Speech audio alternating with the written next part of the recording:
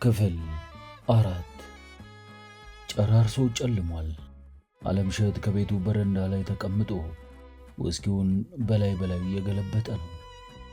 ከሆራ ሐይቅ ዳርቻ ላይ እርሱና እንቆጳ ለየቀል ይኖሩበት ዘንድ በተከራየው ቪላ ግቢ ውስጥ ያሉት ዛፎች በጸጥተኛው ጨለማ ውስጥ እንደ ሐውልት ቆመዋል። አይኖቹም በዛፎቹ ላይ በተንጠለጠሉት የአዋፋት ጎጆዎች ላይ ተክሎ ጆኒ ወከር ውስኪውን ወደ ጉሮሮ ማንቆርቆሩን ቀጠለ። በደረቁ የሚጎነጨው ውስኪ ደምደም አለው። ጨርሶ ጨላልሟል። ዓለምሸት ውስኪውን እየገለበጠ በሐሳብ ፈረስ በመጋለብ ላይ ነው። በግቢው ውስጥ ከግንቡ አጥር ስር አንድ ግዙፍ የሽዋሽዌ ዛፍ ቆሟል። የዓለምሸት አይኖች ድንገተኛና አስደንጋጭ ነገር ጠለፉ። ከሽዋሽዌው ዛፍ ጀርባ አንድ ሰው ብቅ ብሎ ተመልሶ ሲሸሸግ አየ። ዓለምሸት ልቡ ምንጥቅ አለች። አይኑን ጨፈነና ገለጠ። ብልጭ ብሎ የተሸሸገውን ሰው ግን ዳግም አላየውም። ዓለምሸት በፍጥነት እጁን ሰዶ የበረንዳውን መብራት አበራው። ጨለማው ሲገላለጥ የሽዋሽዌው ዛፍና ዙሪያው ወለል ብሎ ታየ። የተሸሸገ ሰው አልነበረም። መልሶ አጠፋው። ብቅ ብሎ መልሶ የተሸሸገው ሰው መሰል ፍጡር ፈገግ እንደነበር ዓለምሸት አሰበ። ያለ ጥርጥር ነጫጭ ጥርሶቹን አይቷቸዋል። ቁልጭ አሉ ነጫጭ ጥርሶች። ውስኪውን ደህና አድርጎ ወደ ጉሮሮ አንቆርቁሮ እንደገና የሽዋሽዌ ዛፍ ላይ አፈጠጠ። ዳግም ብቅ አላለም ምትሃተኛው። ውስኪውን ሲደጋግም ከሽዋሽዌው ግንድ ጀርባ ብቅ ብሎ የሳቀበትና የተሰወረው የቢሾፍቱ ቆሪጥ ሊሆን እንደሚችል አሰበ። ዘካርያስ ላይ በፈጸመው ድርጊት ደስታው ወሰን አጥቷል ማለት ነው ሲል አሰበ ዓለምሸት። ይህንን ሲያስብ የቁጣና የእልህ እሳት በልቡ ተቀጣጠለ። ሰማይን ቆሪጥ ዛሬ በእርግጥ ኃይል እንዳለ አይተናል ሲል ከፊቱ የሌለውን ቆሪጥ ያናግር ገባ። ደስ ይበለህ፣ አሁንም ደግመህ ብቅ በልና ሳቅብኝ። ስማኝ አንተ ዶማ፣ ዓለምሸት ወርቁ ደንግጦ ያጎበድደኛል ብለህ አታስብ። ግሬደሩ ጉዞውን ወደ ጋራ ብሩ ይቀጥላል።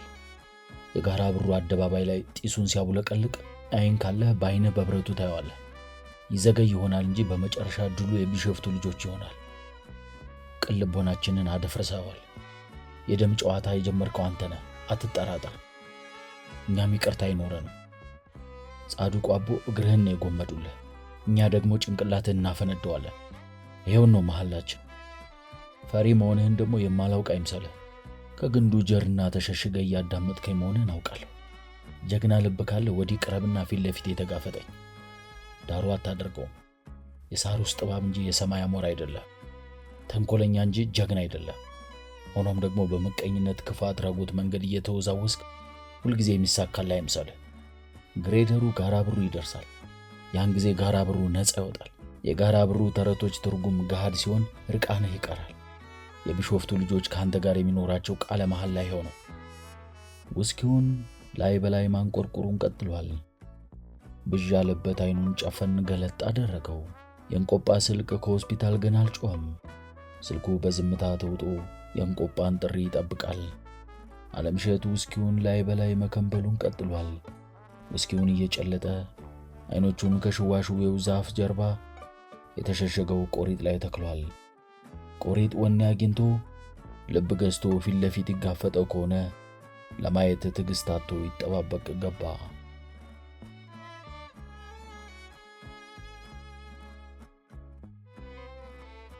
የጋራ ብሩ ሰዎች ሕይወት ከቢሾፍቱ ቆሪጥ ጋር በጽኑ የተቆራኘ ነው። ጋራ ብሩ ላይ የሚከሰቱ ክፉ ክስተቶች ሁሉ የቆሪጥ መሆናቸውን ጋራ ብሮች በጥብቅ ያምናሉ። በመሆኑም ቆሪጥን አጥብቀው ይጠሉታል። ጥላቸውን ግን አደባባይ አያወጡትም። ቆሪጥ የሚለውን ቅጽል ስምም ቢሆን ጎልማሶችና ኮበሌዎች ካልሆኑ ሽማግሌዎች ደፍረው አይጠቀሙበትም። የጋራ ብሩ ሰዎች ለምስማር መዶሻ ይታዘዝለታልና መቸኮል ልጅነትና ጅልነት ነው የሚል አባባል አላቸው። የአባባሉን ምስጢርም ቆሪጥ ጋራ ብሩ ላይ አይቆይም ሲሉ ይፈቱታል። የቆሪጥ ፍጻሜ ቅርብ እንደሆነ ይሰማቸዋል። በሰፈረው ቁና የሚሰፈርበት ዕለት እስከሚደርስ መታገስ ብልህነትና አዋቂነት መሆኑን ያወጋሉ። የአቦ የንግስ ዕለት በዓመት አንድ ጊዜ ዞሮ ሲመጣ የጋራ ብሩ ሽማግሌዎች ለወጣቶቹ እንዲህ ሲሉ ይመክራሉ። ጥሪታችንን አሟጠንም ቢሆን ለቢሾፍቱ ንጉሥ እንገብር። ይህ ግን ተወዳጅ ነው ማለት አይደለም። ልጆቻችንን ገሎና ደማቸውን መጦ ሲያበቃ እልልታ እያሰማችሁ ተቀበሉኝ በማለቱም መቆጣት አይገባንም። ታላቁ የተስፋ ዕለት እስከሚደርስ እንዳሻው እንሆንለት። እስከዚያች ተናፋቂ ዕለት ስሙን ከፍ ከፍ እያደረግን እንደልለው። የነጻነታችን ቀን እስክትደርስ ያመለክነው መስለን እንስገድለት። ጻድቁ አቦ የልባችንን ያውቁታልና አያሰጋንም። በዚያች የተስፋ ዕለት አቦ እንደጀመሩ ሊያጠናቀቁት ሲመጡ የልባችንን ሁሉ እንተነፍሳለን። ኮበሌዎች ታዲያ ብዙውን ጊዜ ያቺ የተስፋና የነጻነት ዕለት የምትመጣው መቼ ይሆን ሲሉ ይጠይቃሉ። የጋራ ብሩ ሽማግሌዎች በትረካዎቻቸው ውስጥ ጊዜዎችን መጥቀስ አልለመዱምና ለኮበሌዎች ጥያቄ የሚሰጡት ምላሽ በቅርቡ የሚል ብቻ ነው። የሽማግሌዎቹ የምንጊዜም ትኩረት የቆሪጥ የግፍ ድርጊቶች ሳይዘነጉ ለልጅ ልጅ መተላለፋቸው ላይ ነው እና መልሰው መላልሰው የቆሪጥን ስም እያነሱ ታሪኩን ያወጋሉ። ደግመው ደጋግመው የግፍ ተግባሩን እያስታወሱ ትካዜ በተጫነው መንፈስ ይተርካሉ። በአቦ የንግስ ዕለት የቆሪጥን ግለ ታሪክ ለመስማት በቢሾፍቱ ሐይቅ ዳርቻ ተጉዞ ጋራ ብሩ ለሚደርስ እንግዳ አንዳችም ሳይደብቁ እርጋታን በተላበሰና ለጆሮ በሚጥም ሁኔታ ሁሉን ያለ ስጋት ያወጉታል። በእርግጥ ትረካቸው አጭር ነው። ሲጀምሩት ግን ማቋረጫ ያለው አይመስልም። ከሳጥናኤል አሽከሮች አንዱ የሆነው ቆሪጥ በ400 ዓመታት ያህል ኑሮ በዝቋላ እንደነበር እርግጥ ነው። ቆሪጥ በዚያን ዘመን ቅጽልም ሆነ ዋና ስም አልነበረውም። የአጋንንት አለቃ የነበረው ቆሪጥ ከዝቋላ ተራራ አናት ላይ ከዛሬው የአቦ ጠበል ሐይቅ ጥልቅ ውስጥ ተደላድሎና ተመቻችቶ ይኖር ነበር እና ተቀናቃኝ የለብኝም ብሎ እየኖረ ሳለ አቡዬ ወይም አቦ የተባሉት ጻድቁ አቡነ ገብረ መንፈስ ቅዱስ ሕልማየው ራእይ አለኝ ብለው ከተፋሉ። ቆሪጥ አቡዬን ገና እንዳየ በሰራ አካላቱ ሽብር ተረጨበት። ጋደም ባለበት ድንጋጤ ያደነዘዘው። ልቡ ለሁለት የተተረተረ ያህል ተሰማው። ግን አቡዬን ለማሳሳት ይረዳው ዘንድ ያልደነገጠ መሰለ። አቦ ግን በእግዚአብሔር መንፈሳዊ ኃይል ተሞልተው ነበርና የቆሪጥን የልብ ሐሳብ በመረዳት አዛዥነትን በተጎናጸፈ መንፈስ እንዲህ አሉት። ማስመሰልክን ትተህ ጥፋ ከዚህ ስፍራ። ቆሪጥ የአቡዬን ማንነት ያላወቀ በመምሰል በግድ የለሽነት መልስ ሰጠ። ማን አንተ እኔን ከዚህ የምታስነሳ? ማን አንተ? ማን መሆኔንማ ቀጣፊው ልብህ አሳምሮ ያውቃል። አሁን መንጀባረርህን ትተህ ተነስና ከዚህ ሂድ። ቆሪጥ ከተጋደመበት የድንጋይ መደብ ፈጥኖ ቢነሳም እንኳ 400 ዓመት የኖረበትን የዝቋላ ሐይቅ እንዲህ እንደዋዛ ጥሎ የመሄድ ጉዳይ አልዋጥልህ አለው። ጥቂትም ቢሆን መከራከርና ማንገራገር እንዳለበት በማመኑ እንደምንም ራሱን አበረታቶ መልስ ሰጠ። ለምንድነው ግን ከዚህ የመሄደው? እዚህ ቦታ ቤተ መቅደስ ሠራ ዘንድ ታላቁ ፈጣሪ በሕልም አዞኛል። ቆሪጥ ባለ በሌላ ኃይሉ ደፈር ብሎ ተናገረ። አንተ ሕልም አየህ ተብሎ እኔ መፈናቀል አለብኝ? ሕግ የለም እንዴ እዚህ ሀገር? አቡዬ ቆሪጥን የውሸት ድንፋታ ልብ ብለው ሲያበቁ ወገኛው ሲሉ አላገጡበት። ደሞ ስለ ሕግ ማውቀህልኛላ?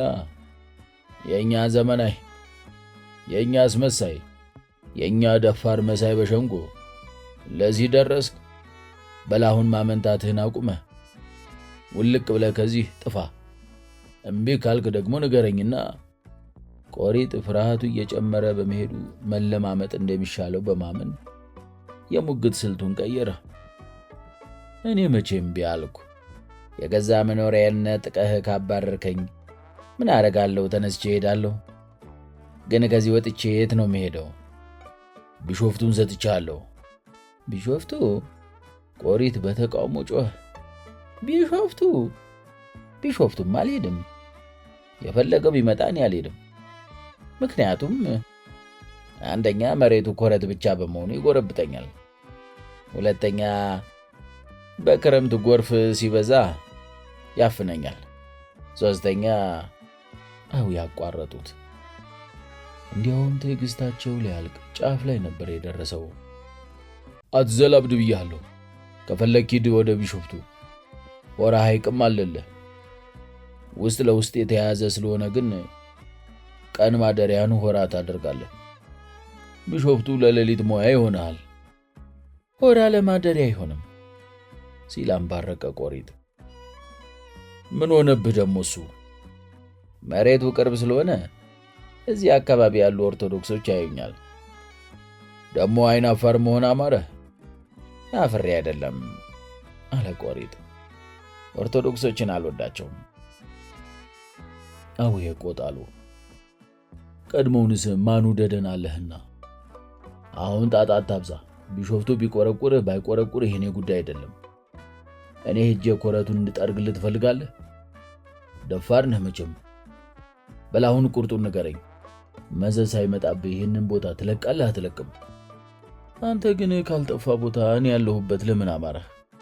በህልም ታላቁ ፈጣሪ ያዞኝ ነው አልኩህ እኮ። አትሰማም እንዴ? ይህ እኮ ነባር ይዞታዬ ነው። ከ400 ዓመት በላይ ከኖርኩበት እኔን ማፈናቀል ግፍ ነው፣ ነውር ነው። ደሞ ነውርንም ለማወቅ በቃ ይህንን በማያውቁ ሀገር ሄደህ ስበክ። እኔ ፊት ግን ምላስህን ያዝ። እኔና አንተ በደንብ እንተዋወቃለን። ኧረ እኔ አላውቅም ብሎ ሽምጥጥ አድርጎ ካደ ቆሪጥ። ላስታውስህ መሰለኝ አሉ አቡዬ። በቅርቡ እኔ ጸሎት ላይ ሳለሁ በቁራ ተመስለህ መጥተህ አይኔን በመንቆር ጠቅጠቀኸኝ አልጠፋህም? ቆሪጥ ድንጋጤው እንዳይታወቅበት እየጣረ በጭራሽ፣ ኧረ በጭራሽ ሲል ጮኸ። እኔ ይህንን አልፈጸምኩም። መካድማ ዋና ጠባይህ ነው። በፍጹም በፍጹም፣ ኧረ በፍጹም። ቆሪጥ ተንገፈገፈ። ይህን የሚያወሩብኝ ጠላቶቼ ናቸው። ቁራ ራሱ የፈጸመውን ወደ እኔ ያላኩብኝ ነው። ቁራ ውሸት አያውም። አስቦ መናገር እንኳን መቼ ይሆንለታል? ይበላል፣ ይጮሃል፣ ይተኛል። አንተ ነህ እሱን መስለህ አይኔን ያጠፋው። በፍጹም በፍጹም። በል በቃህ። ይልቅ አሁን ቆሪጥ በተራው አቋረጣቸው።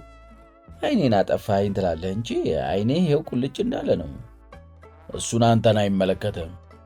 ይልቁን ፍጠንና ልቀቅ ሐይቁን። ጊዜን አታቃጥል። ይህን ያህል ከአንተ ጋር ማውራቴም ሲበዛብህ ነው።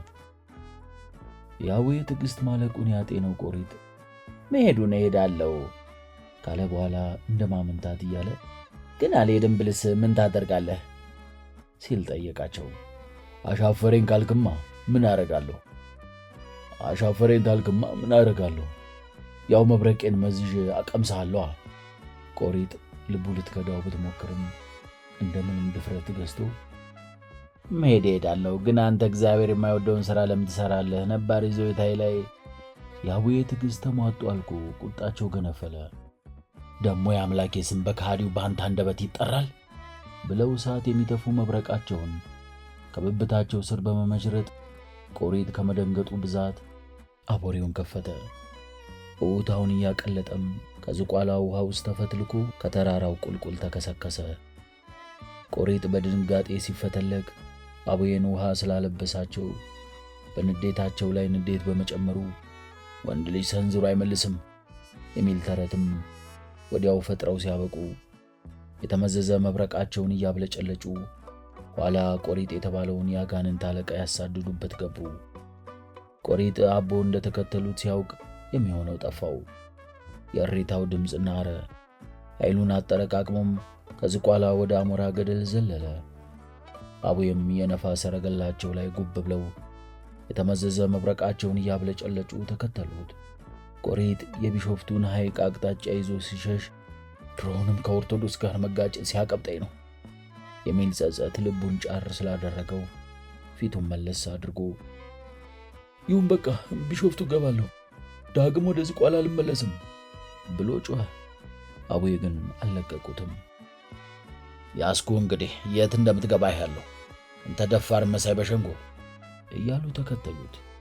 ቆሪጥ ሲሸሽ አቡዬ ሲያሳድዱት መብረቃቸውን እየሰነዘሩ አንዴ ሲጨርፉት አንዴ ሲስቱት ተከታትለው ቢሾፍቱ ሐይቅ ራስጌ ላይ ካለችው የጋራ ብሩ መንደር ደረሱ።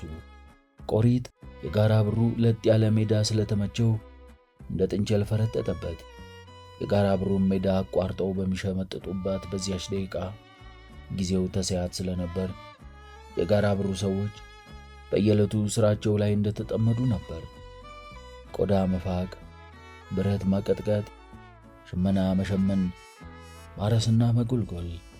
ታዲያ አቡዬ በነፋስ ሰረገላ ተቀምጠው እውታውን እያቀለጠ በመሸሽ ላይ የነበረውን ቆሪጥን ሲያሳድዱ የጋራ ብሩ ሰዎች የዕለት ዕለት ሥራዎቻቸውን አቋርጠው አባሮሹን ይመለከቱ ገቡ።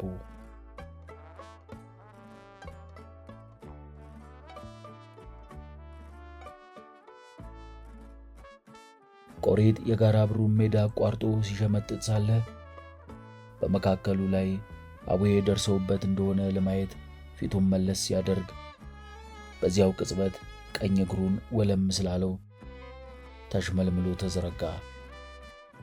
ከወደቀበት ለመነሳት ሲፍጨረጨርም አቡዬ ከተፋሉበት። እንደ ደረሱ መብረቃቸውን ለጭንቅላቱ አነጣጥረው ለቀቁበት። ቆሪጥ ግን እንደምን ተስፈንጥሮ በመነሳት ጭንቅላቱን በማስቀደም ሶቶ ወደ ቢሾፍቱ ሐይቅ ተወረወረ። ለጭንቅላቱ የተወረወረው መብረቅም አናቱን ስቶ የቀኝ እግሩን ታፋው ላይ አግኝቶ ጎመደለት። ይህን አስደናቂ ትርኢት የተመለከቱት የጋራ ብሩ ሰዎችም እንደ ነጎድጓድ ባለ ድምፅ እልልታቸውን አቀለጡት። እልልታው ረዥምና ማቋረጫ አልባ ነበር። ቆሪጥም ግራ እግሩን በደም ተበክሎ ከቢሾፍቱ ሐይቅ ጥልቅ ውስጥ ወለሉ ላይ ተቀምጦ እየተሰቃየ ባለበት በዚያች ደቂቃ የጋራ ብሩ ሰዎችን እልልታ በጆሮ በጅማቱ ሰማ።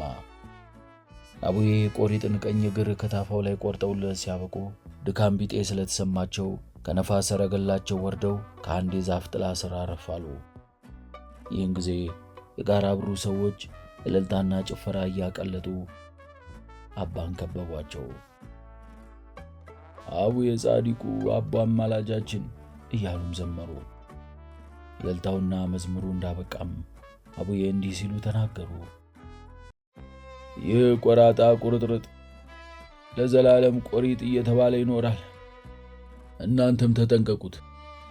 በቢሾፍቱ ጥልቀት ውስጥ ተጋድሞ የእናንተን እልልታ ሰምቷልና ቂሙን ለመበቀል መሞከሩ አይቀርም።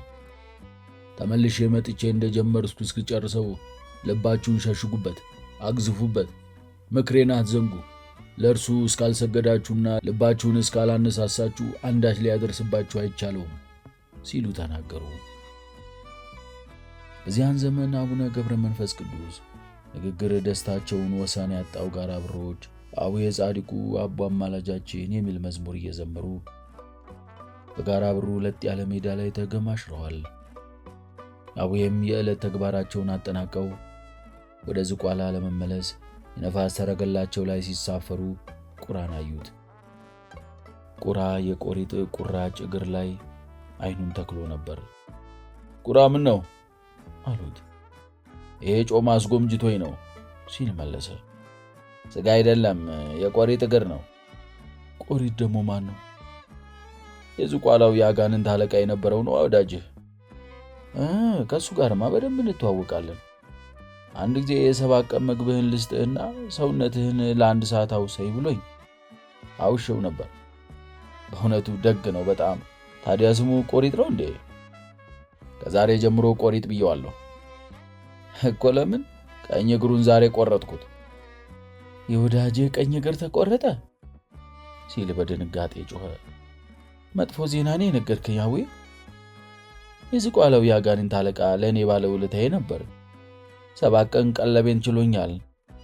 ሞኞ ቁራ። መሰሪው ጋኔን ሰውነትህን እየተዋሰ በአንተ መንቆር ተጠቅሞ የኔን አይን ለማጥፋት ነበር እኮ። እኔ ያኔ ጸሎት ላይ ነበርኩ። ጸሎቴን ላለማቋረጥ ስል አይኔን ባንተ መንቆር ሲቆጠቁጠኝ ስታይ ስቃይን ሁሉ ቻልኩት። ብርቱ ነህ ሲል አደነቀ ቁራ። እኔ በሆነ እሪ ባልኩ ነበር፣ ግን ታዲያ ይኸው አይኖች ያበሩ የለም እንዴ?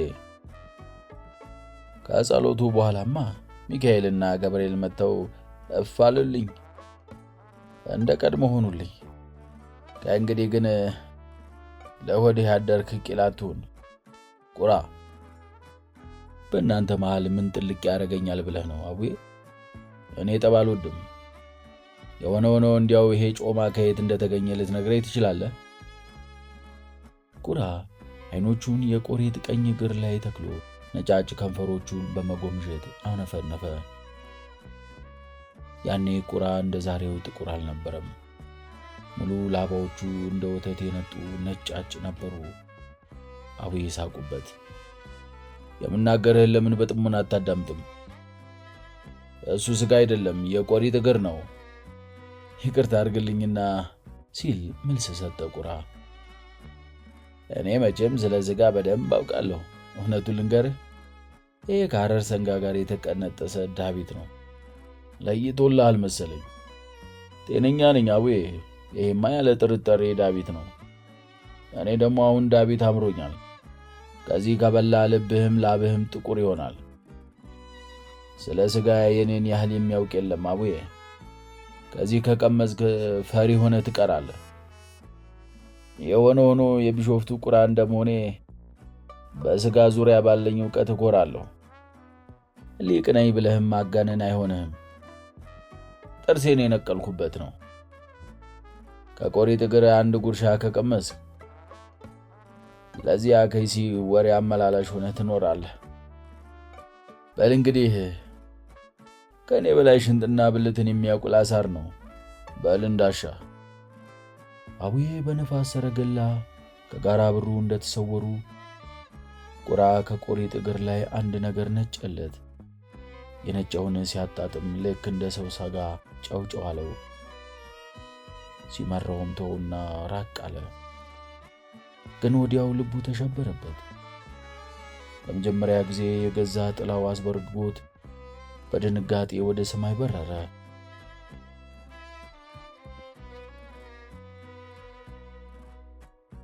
ከቢሾፍቱ ሐይቅ በላይ ሲበር የራሱን መልክ ውሃ ውስጥ አየና ግራ ተጋባ።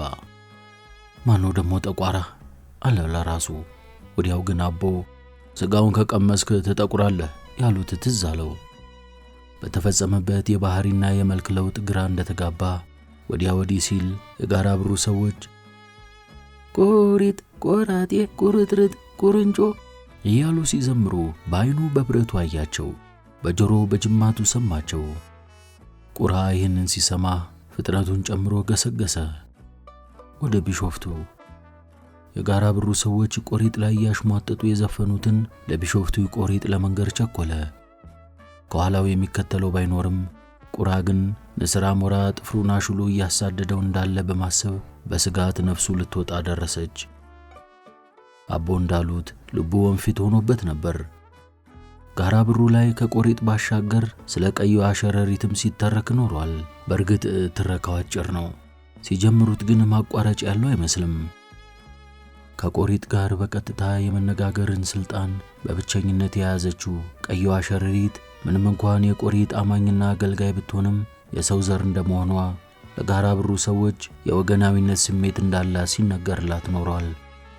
የቀዩ አሸረሪት አገልጋዮች ስለዚሁ ጉዳይ ደጋግመው ያወጋሉ። የጋራ ብሩ ሰዎች ግን በርዕሰ ጉዳዩ ላይ ድጋፍም ሆነ ተቃውሞ መስጠት አይሹም። ሰምተው ሲያበቁ ዝምታን ይመርጣሉ። አገልጋዮቿ እንደሚሉት ከሆነ አቦ የቆሪጥን እግር የጎመዱለት ጋራ ብሮዎቹ እልልታ ለማሰማታቸውን ለቆሪጥ በመግለጽ ታሳምነውና ቂሙን እንዲረሳ ለማድረግ ባያሌው ጥራለች። በእልልታ ሲጮሁ ውሃ ውስጥ ሆኜ በገዛ ጆሮዬ ሰምቻለሁ ብሎ ቆሪጥ ሲሟገታት፣ ቀዩ አሸረሪት ደግሞ መስሎ ይሆናል ብለዋለች በድፍረት። እርግጠኛ ነኝ ጋራ ብሮዎቹ እልል ያሉ መስሎ እንጂ እነሱ ከንፈራቸውንም አላላቀቁ። ምናልባት የዝቋላ ሰዎች ሊሆኑ ይችላሉ። እልል ያሉብህ። ወይ ደግሞ የቡታጅራ፣ የጎጃም፣ የጎንደር አሊያም የትግራይ ኦርቶዶክሶች ሊሆኑ ይችላሉ። ያንተ ጆሮ እንደሆነ እንደ ጣሊያን ሬዲዮ ከሩቅ ይስባል። ቀይዋ ሸረሪት ይህንን ስትለው ቆሪጥ ሊያምናት ጥቂት ቀርቶት ነበር። አልዘለቀበትም እንጂ ድምፁ ሁሉ ልስልስ ብሏል። ያልሽው ሁሉ ገብቶኛል። ስለ ጆሮ የተናገርሽው በተለይ ግልጽ ሆኖልኛል። እንዳልሽው የኔ ጆሮ እንደ ጣሊያን ሬዲዮ ስለሆነ ከሩቅ ሊስም መቻሉን እቀበላለሁ። አባባልሽም ብልሃትና ሊቅነትን በተፈጥሮ የታደልሽ መሆንሽን አረጋግጦልኛል። ሆኖም ግን የጋራ ብሩ ሰዎች እልልታ ማሰማታቸውን ቁራ ባይኑ በብረቱ አይቶ በጆሮ በጅማቱ ሰምቶ ነግሮኛል። አቦን እያሞገሱ በኔ እግር መቆረጥ ተደስተው እልል ብለዋል። ቀይዋ ሸረሪት ምንም እንኳን ቆሪጥን ለማሳመን ሳይቻላት በመቅረቱ ተስፋ ብትቆርጥም የመጨረሻ ሙከራ ከማድረግ አልቦዘነችም። እንደ አገልጋዮቿ ትረካ ቁራ ዋሽቶ እንዳይሆን ስትለው ቁራ አይዋሽም ሲል ነበር ቆሪጥ ባለማወላወል የተቃወማት። ቁራ የሰማውን እንዳለች ሳይቀንስና ሳይጨምር የሚናገር ጅልቢጤ ነው። የሰማውን ወዲያው ተናግሮ ወዲያው የሚረሳ ወናፍ ነው። ቁራ እንዲህ መሆኑን አቦ ራሱ ባንደበቱ ነግሮኛል። ቁራ በወቅቱ ቃል በቃል ጋራ ብሮቹ እንደ ጉንዳን ተሰብስበው እንደ እንቁራሪት እልል ይላሉ ነበር ያለኝ። እልልታቸው ለምን ይሆን ብየው ነበር እያወኩ ያላወኩ መስዬ። ቁራ ታዲያ ያው ወንፊት ወናፍ እንደመሆኑ እንጃላቸው ቆሪጥ ቆረጥራጤ ቦቅቧቄ ሲል ነበር። ደሞ ጻድቁ አቦ ክበር ከፍ በል ይሉ ነበር አለኝና ያው ሆዱን ስለሚወድ የኔን መልስ እንኳን ሳይሰማ ነበር እየተንቋረረ ሄደው። ጋራ ብሮቹ ከነዘር ማንዘራቸው ከዘላለም እስከ ዘላለም ጠላቶቼ ናቸው። በዚያ ክፉ ቀን የነበረው ሁኔታም ፈጽሞ አይረሳኝም። ቆሪጥ ይህንን ያህል እርግጠኛ በመሆኑ ቀይዋ ሸረሪት በጋራ ብሮቹና በቆሪጥ መካከል ያለውን ጸብ ለማብረድና ለማቀራረብ ያደረገችው ጥረት እንደከሸፈባት ያወጋሉ የሸረሪቱ አገልጋዮች። እንዲያውም ቆሪጥ ከዚህ በላይ ከበድ ያለ ነገር ስለ ጋራ ብሩ ሰዎች ተናግሮ ነበር። ቀይዋ ሸረሪት አበረደችው እንጂ ሲሉ የሹክሹክታ ትረካቸውን ይቀጥላሉ አገልጋዮቿ። ቀይዋ ሸረሪት የቆሪጥ ቂም ብርቱ መሆኑን ተረድታ እንግዲህ እንዳልከው ተሳስተው ባንተ ጉዳት እልል ብለው ሊሆን ይችላል፣ ግን እልል ያሉት አሁን በሕይወት የሉም ስትለው ቆሪጥ የባብ ልጅ እባብ ነው ሲል ነበር የመለሰላት። ቢሆንም እነኚህ ተጸጽተዋል ስትለው ቆሪጥ በተቃውሞ እየጮኸ ጋራ ብሮቹን አታውቂያቸውም ማለት ነው። ይፈሩኛል እንጂ አይወዱኝም። በልባቸው እንደሚያላግጡብኝም አሳምሬ ነው የማውቀው። ደሞ ይንቁኛል፣ ደንቆሮ ይሉኛል፣ ስግብግብ፣ ምቀኛ ምን የማይሉኛል። ሌላው ቀርቶ ኮበሌዎቹ የቢሾፍቱ ንጉሥ የሚል ስሜን እንኳን መጠቀም አይፈልጉም። ቆሪጥ ነው የሚሉኝ መስሏቸው እንጂ እኔ ግን ቀኝ እግሬ ሲቆረጥ ወዲያው ነው ሌላ እግሬ ያበቀልኩት። በእርግጥ ዳግም እግሬም የግራ ነው።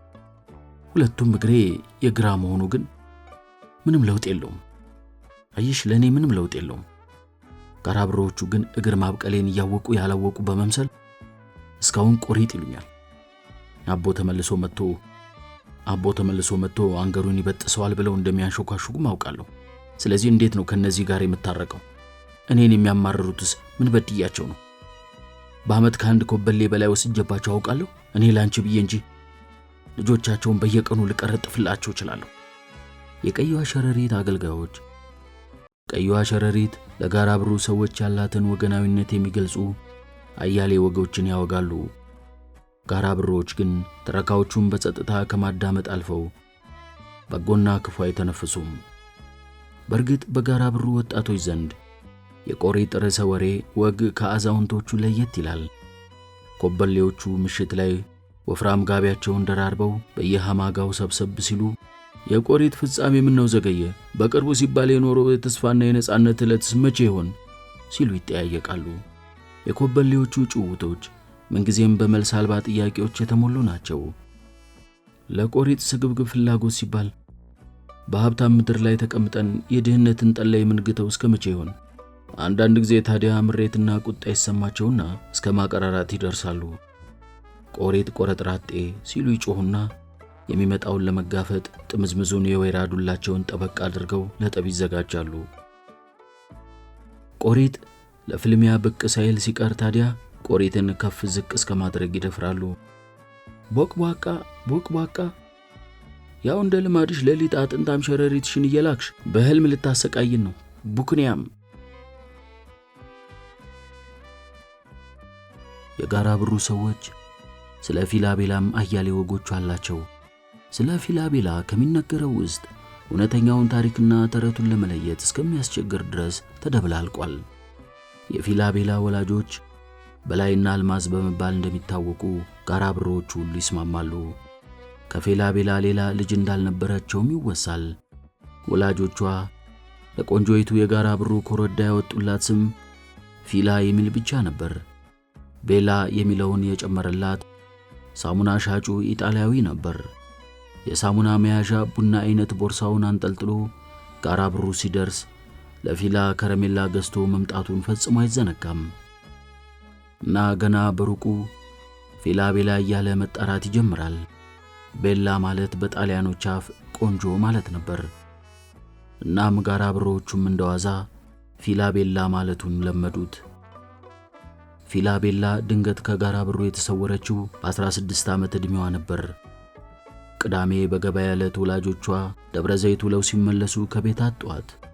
ከዚያ ወዲህ አየኋት የሚል ሰው አልተገኘም።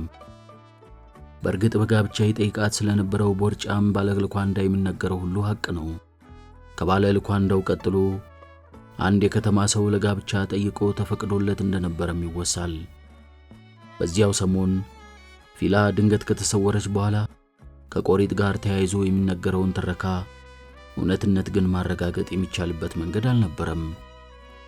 በእርግጥ የሚታወቀው የፊላ አባት አቶ በላይ ቀይዋን ሸረሪት ገላለሁ ብሎ መሸፈቱንና ሳይቀናው በፖሊስ መገደሉ ብቻ ነው። የፊላ ወላጅ እናትም መንፈቅ ባልሞላ ጊዜ ልጇንና ባሏን በማጣቷ ያልጋ ቁራኛ ሆና ሰነባብታ እሷም ትንፋሿ ቆሟል። ከፊላቤላ ጋር የተያያዙ ትረካዎች ግን ከቶ ሊቀዘቅዙ አልቻሉም። በየወቅቱ ፊላቤላን የተመለከቱ አዳዲስ ትረካዎች ጋራ ብሩን ያጥለቀልቋታል። ቆሪጥ ከዋው ረዋው ሰዋው ብሎ ፊላቤላ ላይ ከደገመባት በኋላ ወደ ሐይቁ ጥልቅ ይዟት እንደገባ ነው የሚታመነው። ከዚያም በውርርዳቸው ወቅት በገባችው ቃል መሰረት ሚስቱ ሳይሆን አገልጋይ ሆናለች። እንደ ጋራ ብሩ ሰዎች ትረካ ከሆነ በፊላቤላ ማህፀን ውስጥ መተተኛ እባብ ተጠቅልሎ ተቀምጧል። መተተኛው እባብ ፊላቤላ በሰዎች እንዳትታይ የሚሰውር ሲሆን ቆሪጥ በፊላቤላ ውበት ወንጀል መስራት አሊያም ሰዎችን ማጥመድ ሲፈልግ በመንፈስ ከተጠቀለለው እባብ ጋር ይዋሃድና ከውስጥ ሆኖ ፊላቤላን እያዘዘ ወደ ደብረ ዘይት ከተማ ብቅ ይላል። ምን ደብረ ዘይት ብቻ፣ ከዓርብ ተሰያት አንስቶ እስከ ሰንበት ምሽት አዲስ አበባ ላይ አሸሸ ገዳሚውን ያስነካዋል። ሲያሻው ሶደሬ ይሄዳል። ወንዶ ገነትና ላንጋኖን ይጎበኛል። ከቢሾፍቱ በእጅጉ ርቆ መሄድ አይወድም እንጂ ፈረንጅ አገር ድረስ ከመጓዝ የሚያግደውም የለም። እንዳትሞት እንዳታረጅ የተደገመባት ፊላቤላ ታዲያ ቆሪጥ በማህፀኗ ውስጥ ካለው እባብ ጋር ሲዋሃድ ከንግግሯ ጀምሮ አዛዡ ቆሪጥ ነው። በእሷ አንደበት እሱ ይናገራል፣ በእሷ ገላ እሱ ያዛል። በእርግጥ እሷ የሚፈጽመውን ሁሉ ታውቃለች። የገዛ ሰውነቷንና አንጎሏን ማዘዝ ግን አይቻላትም። እና ታዲያ ቆሪጥ ፊላቤላን እየነዳ ብዙውን ጊዜ ደብረ ዘይት ከተማ ብቅ ይልና ቀልቡ የሚወደውን ሲፈጽም አምሽቶ ሲፈጽም ያነጋል። በተለይ አማኞቹ ያልሆኑ ሀብታም ባለመኪና ወንዶችን ማስደንገጥ ልዩ መደሰቻው ነው። በፊላቤላ ውበት ተማርከው እንዲሸነፉ ካደረገ በኋላ አያሌ ያልተለመዱ ሁኔታዎችን ጣልቃ እያስገባ እግሬ አውጭኝ እንዲሉ ያደርጋቸዋል። በመተት ከተተበተበው የፊላቤላ አካል ጋር ወዲህ በመፈጸም ላይ ሳሉ እባብ ቆሪጥ ከውስጥ ብልታቸውን እየነደፈ ስንቶቹን ፈዞና እብድ ስንቶቹን ፊዞና እብድ ያደርጋቸዋል። ቆሪጥ የእባብን አካል ለቆ ሲሄድ ፊላቤላ ራሷን ማወቅና ማዘዝ ትችላለች። ያን ጊዜ ታዲያ ቆሪጥ ሲፈጽም ያደረውን በማስታወስ ምርር ብላ ታለቅሳለች። ዳሩ ግን አንዴ ዕጣ ክፍሏ ሆኗልና ቀስ በቀስ ሁሉን ለምደዋለች። ፊላቤላ በየጊዜው ጋራ ብሩ እየመጣች ወገኖቿን እንደምትጎበኝም ይታመናል። ሆኖም እሷ ታያቸዋለች እንጂ እነሱ ሊያዩዋት አይችሉም። እሷ ትሰማቸዋለች እንጂ አይሰሟትም። ይህ በመሆኑ ታዲያ የፌላቤላ ዘመን እናቶች ማለዳ ላይ ቡና አፍልተው ቁጭ ሲሉ ምናልባት ፌላቤላ ደጃፍ ላይ ተቀምጣ እያየችንና እያዳመጠችን ሊሆን ይችላል በማለት ከአቦሉ ቡና ወደ ደጃፉ ደፋ ያደርጉላታል። ባትጠጣውም እንዲሸታት፣ ከፈንዲሻውም በተን ያደርጉላታል ደስ እንዲላት። ይህንን አድርገው ሲያበቁም አቡዬ ሆይ የፌላቤላን የነጻነት ቀን ሳንመለከት አትግደለን ሲሉ በዝቅተኛ ድምፅ ጸሎት ያሰማሉ።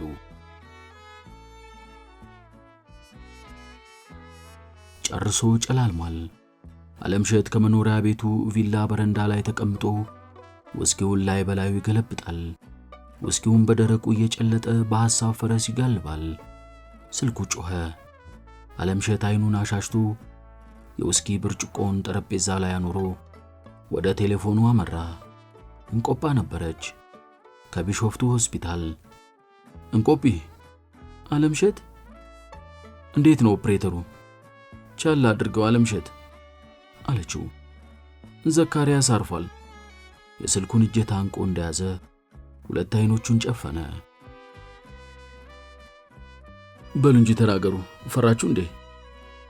ጥያቄውን ከሞቀ ፈገግታ ጋር ነበር ያቀረበው። እንቆጳ ቀድማ መልስ ሰጠች። ጥያቄ አጠቃላይ ይመስላል። የቆሪጥ አማኞችን ስም ሁሉ እንድንጠራን የፈለከው? አይደለም፣ ስለ አዳ ወረዳ ብቻ ነው የምንነጋገረው ሲል ግልጽ አደረገ ዓለምሸት። ከአዳ ወረዳ ውስጥ የቢሾፍቱ አግሮ ኢንዱስትሪን ፕሮጀክት የማደናቀፍ ብቃት ያላቸውና ዋነኞቹ የቆሪጥ ተከታይ ቆሪጥ ላይ ብቻ ነው የምናተኩረው። የቢሾፍቱ አግሮ ኢንዱስትሪን ፕሮጀክት የማደናቀፍ ብቃት ያላቸውና ዋነኞቹ የቆሪጥ ተከታይ ቆሪጥ ላይ ብቻ ነው የምናተኩረው። ዘካርያስ ተመርዞ ከተገደለ በኋላ ከአንድ ሳምንት በኋላ በዓለምሸት ወርቁ መኖሪያ ቤት በተካሄደው በዚህ ስብሰባ የተገኙት አራቱም ወጣቶች የጋራ ብሩና የቢሾፍቱ ልጆች ነበሩ። ዓለምሸት ወርቁ፣ እንቆጳ በየነ፣ አዱኛ ለማና አራርሶ ገዳ። አራቱም የእውቀት ብርሃን ሳይጠጋት ታፍና በመኖር ላይ ካለችው ጋራ ብሩ ወጥተው ፊደል ለመቁጠር የበቁ በጠበበ አጋጣሚና ዕድል ነበር። ቢያንስ በዲፕሎማ ደረጃ ተመርቀዋል። አራርሶ መምህርነት ሙያውን ትቶ ወደ ፖለቲካው ዓለም የገባ ሲሆን የአዳአ ወረዳ ዋና ጸሐፊ ሆኖ እያገለገለ ይገኛል። አዱኛና እንቆጳ ከአለማያ ግብርና ዩኒቨርሲቲ በዲግሪ የተመረቁ የእርሻ ባለሙያዎች ሲሆኑ ሁለቱም የመንግሥት ሥራቸውን ትተው ከዓለምሸት ጋር በመስራት ላይ ናቸው። አራርሶ የቢሾፍቱ አግሮ ኢንዱስትሪን ፕሮጀክት በመደገፍና ባለው ስልጣን እገዛ ለማድረግ በመወሰኑ ነበር በስብሰባው የተገኘው። አራቱ ወጣቶች በአንድ ነገር ይመሳሰላሉ። በቅንነታቸውና በእድገት ባላቸው የአመፀኝነት ስሜት የስብሰባቸው አጀንዳ የቢሾፍቱ አግሮ ኢንዱስትሪ እየገጠመው ያለውን እንቅፋት ከመከላከል ጋር የተያዘ ነበር። የግሬደር ኦፕሬተሩን ማን አስገደለው የሚለውን ጥያቄ ለመመለስ ባይቸገሩም ማስረጃ የማግኘት ጉዳይ ግን ከፊታቸው የተደቀነ ከባድ ሥራ መሆኑን ተገንዝበዋል። ግድያውን የፈጸመው ሰው የቀዩ አሸረሪት ቅጥረኛ ሊሆን እንደሚችል አልተጠራጠሩም። ጥቃቱ ቀጣይ ሊሆን እንደሚችልም ገምተዋል።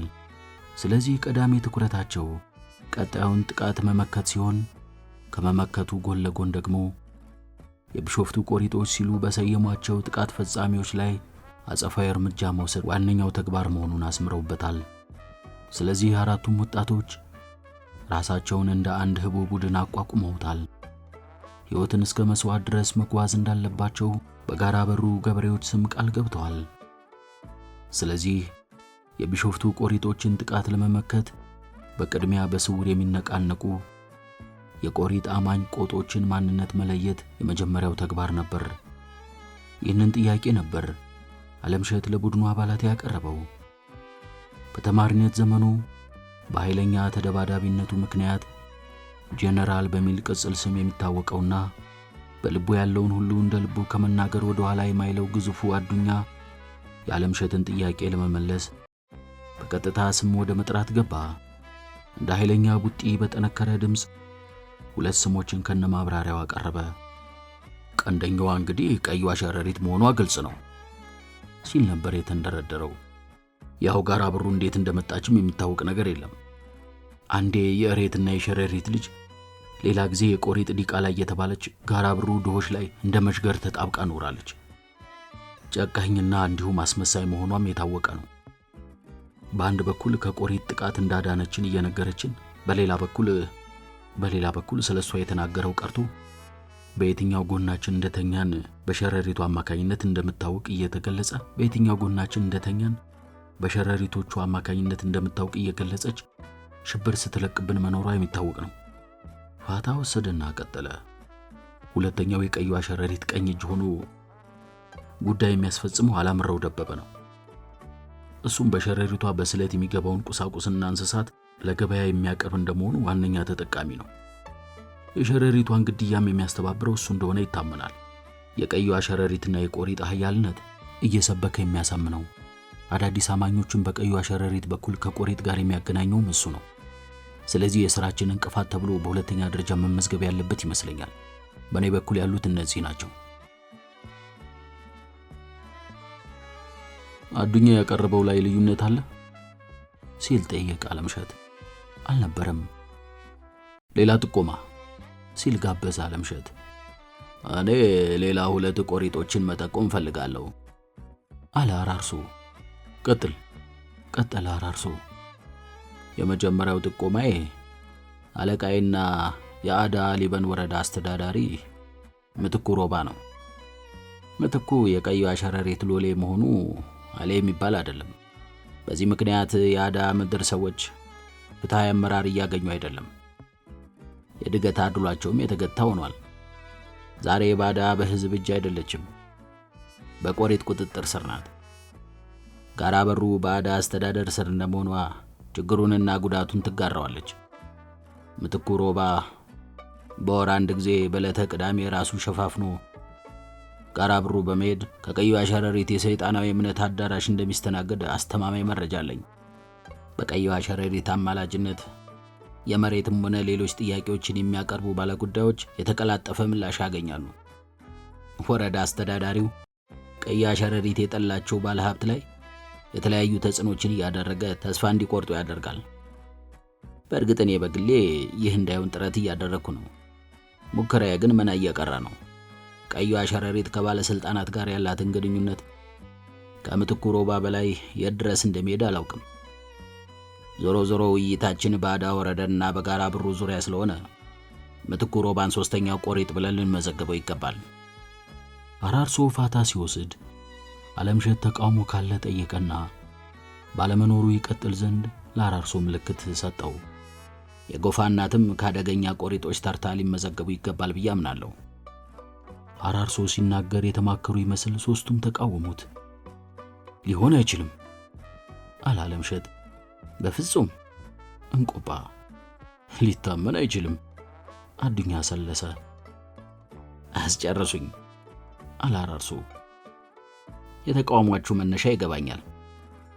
የጎፋ እናት ምስኪን ጠላ ሻጭ ባልቴት እንደሆኑ ልትነግሩኝ ነው አይደል የቸኮላችሁት? ልክ ናችሁ። የጎፋ እናት የተበደሉ አሮጊት ናቸው። በቆሪጥ እምነት ተጠቃሚ ሊሆኑ እንደማይችሉ ግልጽ ነው። ሆኖም እኒህ ሴት ወደውም ሆነ ተገደው ራሳቸውን ከቆሪጦች ጋር መድበው በተለያዩ የወንጀል ድርጊቶች በመሳተፍ ላይ እንዳሉ የሚጠቁሙ ከአንድ በላይ ፍንጮች አሉኝ። ይሁን እንጂ እንቆጳ ክርራ ተቃወመች። በእርግጥ የሚወሩባቸው ወሬዎች አሉ። እነዚያ ወሬዎች ግን ከተራሉ ባልታ የሚያልፉ አይሆኑም ባይ ነኝ። የጎፋ እናት አንድ ልጃቸው ባልታወቀ ሁኔታ በመሰወሩ ክፉኛ የተጎዱ ምስኪን ሴት እንደሆኑ ነው የሚያውቀው። እንባ እንኳን ካይናቸው ጠፍቶ አያውቅም። አለምሸት ክርክሩ ይቀጥል ዘንድ አልፈቀደም። የጎፋ እናትን ጉዳይ በእንጥልጥል ያዘው ሲል አስታራቂ ሐሳብ አቀረበ። አራርሶ ተጨማሪ መረጃዎችን ያሰብክ ቆይና ወደፊት ደግመን እናየዋለን። በዚህ ተስማምተው አለፉት። ሌላ ጥቆማ አለ ሲል ጠቆመ አለምሸት። አልነበረም። በእንጥልጥል የተያዙ ቢሆንም የጎፋ እናትን ጨምሮ በድምሩ ቀንደኛ ያሏቸውን 4 የቆሪጥ ተከታይ ቆሪጦችን ስም ዝርዝር አጸደቁ። ተሰብሳቢዎቹ የቆሪጦቹን ማንነት ከለዩ በኋላ የትግል ስልታቸውን በጥንቃቄ ይነድፉ ጀመር። በቅድሚያ ከዘካርያስ ሞት ጋር በተያያዘ በጋራ ብሩ ሰዎች ዘንድ የተፈጠረውን ስሜት አዱኛ አብራራ። እንደ አዱኛ ገለጻ ከሆነ የመንገድ ሥራ የቆሪጥን ቁጣ ይቀሰቅስ ይሆናል የሚል ስጋት ሰፍኗል። በሽማግሌዎች ዘንድ ቀይዋ ሸረሪትም ይህንን ስጋት የሚያጠናክር የወሬ ወረርሽኝ በመርጨት ላይ ናት። የቀይዋን ሸረሪት የሽብር ወሬ ይዘው በየዋህነት ዓለምሸት የመከራ ማዕት ነው ጎትቶ ያመጣብን የሚል ቀስቀሳ የሚያካሂዱም አሉ። የወጣቶች ስሜት ግን ከዚህ ፍጹም የተለየ ነው። የዓለምሸትን አርያነት በመከተል ከፍ ባለ ድምፅ ቆሪጥ ላይ እስከ መቀለድ እየደረሱ ነው። ጠመንጃ ካገኘን ቆሪጥ ላይ እንዘምታለን እስከ ማለት መድረሳቸውን አብራራ። ጩሉሌ በሚል ቅጽል ስም የሚታወቀው የቀይዋ ሸረሪት እረኛ በአስገራሚ ድፍረት ቆሪጥና ቀይዋ ሸረሪት ላይ ከሚቀልዱት አንዳንድ ኮበሌዎች አንዱ በመሆኑ ለወሬ አቀባይነት እንደመለመለው ጨምሮ ገለጸ። አዱኛ ማብራሪያውን ሲያበቃ እንቆጳና ዓለምሸት ተያዩ። በሁለቱም ገጽታ ላይ የተስፋ ብርሃን ደምቆ ይታይ ነበር፣ አራርሶም ጭምር። ውይይቱ ቀጠለ። በውይይታቸው የቆሪጥ አማኝ ቆሪጦች ከተወገዱ ቆሪጥ ሽባና ህልውና አልባ እንደሚሆንና ቆሪጥ በራሱ ምንም እንዳልሆነ አሰመሩበት። ቆሪጥ በአማኞቹ በኩል እንጂ በራሱ የማድረግ አቅም እንደሌለው ተመሳሳይ ግንዛቤ በመያዝ የጥቃት ኢላማቸውን ሙሉ በሙሉ ቀይዋ ሸረሪት ላይ ማነጣጠር እንዳለባቸው፣ የቀይዋ ሸረሪት ኃይል ከተሰበረ በዙሪያዋ ያሉት ሁሉ በራሳቸው እንደሚበተኑ አንስተው ተወያዩ። የቢሾፍቱ አግሮ ኢንዱስትሪ ፕሮጀክት በተሳካ ሁኔታ የሚጠናቀቅበትንና የቢሾፍቱ ቆሪጦች ከጋራ ብሩ ሙሉ በሙሉ የሚወገዱበትን የአጭርና የረጅም ጊዜ ስልታቸውን በጥንቃቄ ነደፉ። የቢሾፍቱ ቆሪጦች በተለይ ደግሞ ቀይዋ ሸረሪት በምትወገድበት መንገድ ላይ ባደረጉት ውይይት ግን በሐሳብ እስከ መጋጨት ደርሰው ነበር።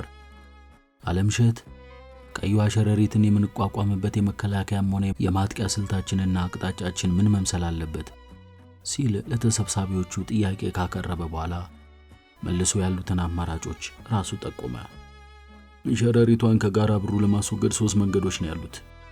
የመጀመሪያው ከኛ ጋር መጋፈጥና መጋጨት እንደማያዋጣ ታውቃ በፈቃዷ ጋራ ብሩ እንድትልቅ ማግባባት ነው። ሁለተኛው አማራጭ ያለምንም ደም መፋሰስ የመንግስትን ሕግ መከታ አድርገን የወንጀል ድርጊቶቿን በተለያዩ መንገዶች በማጋለጥ የእምነት መሰረቷን ማናቃት ነው። በዚህ አማራጭ ሚዲያዎችንም በስፋት መጠቀም እንችላለን። በሶስተኛው አማራጫችን እሷ እንደምታደርገው ሕጋዊ ባልሆነ መንገድ እንድትወገድ ማድረግ ነው። ዓለምሸት አማራጮቹን አቅርቦ ሲያበቃ አዱኛ ቀድሞ መልስ ሰጠ። የመጀመሪያውና የሁለተኛው ሙከራዎች ይሳካሉ ብዬ አላምንም።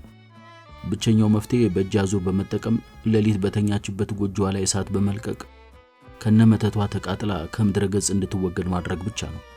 ሆኖም ይህንን ከመፈጸማችን በፊት ምክንያታዊ ለመሆን የመጀመሪያዎቹ 2 አማራጮች ቢሞከሩ የሚል ሐሳብ አለኝ።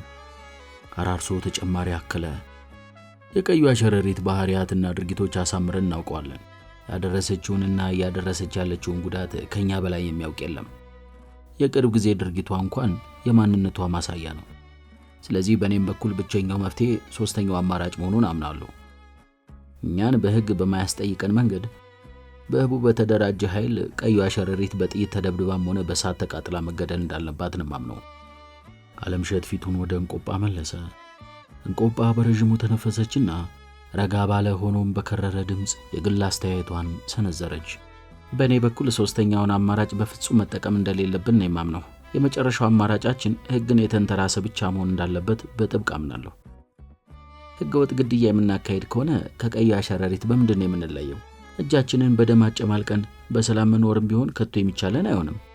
ስለዚህ የመጀመሪያውንና ሁለተኛውን አማራጭ ብቻ መጠቀም እንዳለብን ነው የማምነው። መግደል የሚለው ሐሳብ ራሱ ከአእምሯችን ውጪ መሆን አለበት። ትምህርት ወደ ጋራ ብሩ ሲዘልቅ ቀይዋ ሸረሪት ተንሳፋ እንደምትቀር ግልጽ ነው።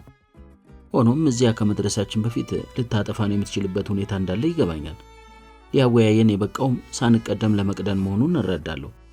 ይሁን እንጂ የእርሷን መንገድ ተከትለን የሰውን ነፍስ ማጥፋትን ወደሚያክል ወንጀል መግባት አለብን ብዬ እኔ አላምንም። እንቆጳ ተናግራ ስታበቃ በተሰብሳቢዎቹ ስሜት ላይ መደመም ነገሰ። ሁሉም በየሐሳቡ ተዋጠ።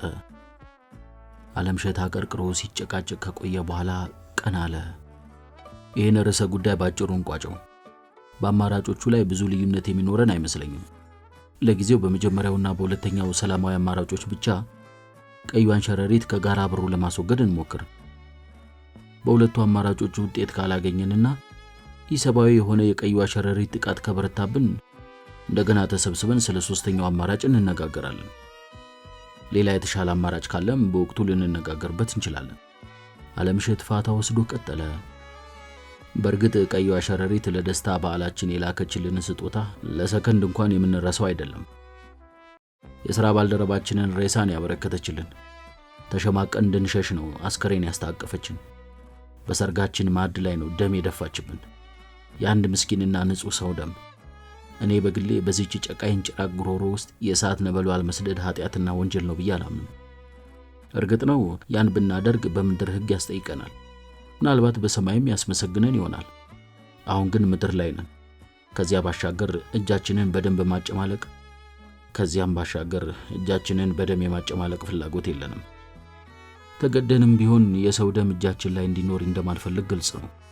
ሞት አፉን ከፍቶ ሲመጣ ግን ከበሮ እየመታን እንደማንቀበለውም ግልጽ ነው። እኛ የእድገት መንገደኞች እንጂ የሃይማኖት ሰባኪዎች አይደለንም። ለማንኛውም ለጊዜው ቀዩን ሸረሪት አጋልጦ ከጋራ ብሩ ለመንቀል ሁለቱን የመጀመሪያ አማራጮች ብቻ ለመጠቀም ድምጻችንን እንስጥ። የእንቆጳ አቋም ፈጥሮት የነበረው ውጥረት ረገብ ሲል ታየ። ልዩነት ያለው አለ ሲል ጠየቀ አለምሸት። አልነበረም። በመጨረሻም የአጭር የማጠቃለያ መመሪያ በመስጠት የዕለቱ ስብሰባ ተጠናቀቀ። የኦፕሬተሩን ገዳዮች ለፍርድ ከማቅረብ ባሻገር ከባድ ፈተና ፊታችን ተጋርጧል። እኛ የቢሾፍቱ ልጆች ባንሆን ኖሮ ኦፕሬተሩ ሲገደል ገና ድሮ ስራችንን አቁመን በፈረጠጥን ነበር። ያ ሊሆን ግን አልቻለም። የሚመጣውን ልንጋፍጥ እየቆረጥን ነው። የህይወት መስዋዕትነት እስከ መክፈል ድረስ ከቢሾፍቱ ቆሪጦች ጋር ልንፋለም በጋራ ብሩ ወገኖቻችን ስም ቃለ መሐላ ፈጽመናል። እንቆጳ ሰባዊነት ይጫንሻል። ጥሩ ነው።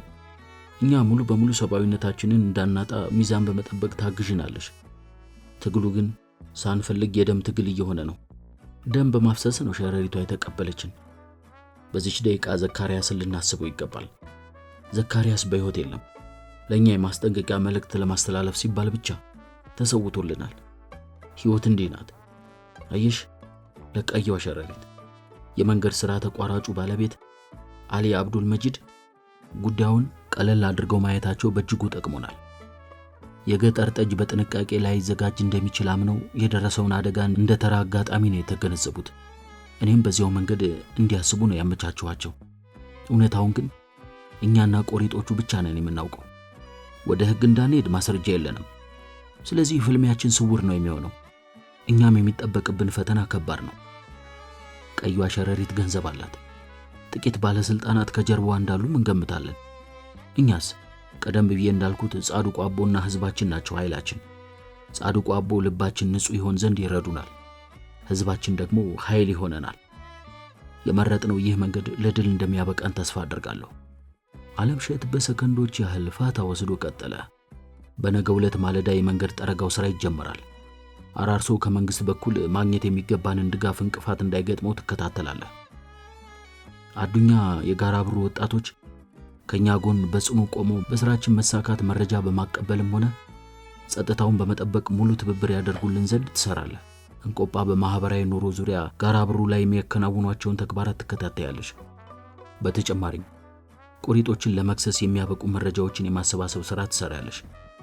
የምታተኩሪው ከቀዩዋ ሸረሪት ጋር በተያያዘ በአማኞቿ የሚፈጸሙ ወንጀሎች ላይ ነው። ጥናቱን ሰፋ አድርገሽ ጀምሪ። እኔ አጠቃላይ ሥራውን አስተባብራለሁ። በሥራ ክፍፍላችን መሰረት ተግተን ከሰራን የቆሪጦችን ሴራ በጣጥሰን ድል እንደምናደርግ አምናለሁ።